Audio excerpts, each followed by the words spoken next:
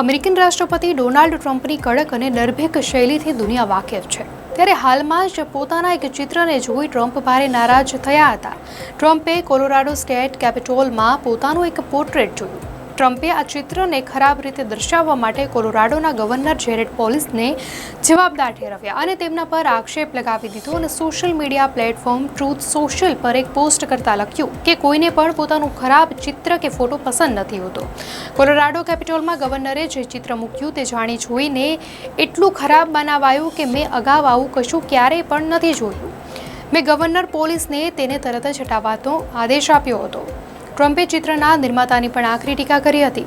Trump જે ચિત્રની વાત કરી રહ્યા છે તે કલાકાર સારા બોર્ડમેને બનાવ્યું છે। સારાએ અગાઉ બરાક ઓબામાનું ચિત્ર પણ બનાવ્યું છે, જેની ખૂબ પ્રશંસા થઈ હતી। ટ્રમ્પના ચિત્ર માટે પણ કોલોરાડોમાં ક્રાઉડ ફંડિંગ દ્વારા લગભગ $10,000 એકત્ર કરવાનો લક્ષ્યાંક રખાયો હતો, જેથી તેનું નિર્માણ અને સ્થાપના થઈ શકે। જોકે ટ્રમ્પને આ ચિત્ર પોતાની છબીને ન્યાય ન આપતું લાગ્યું।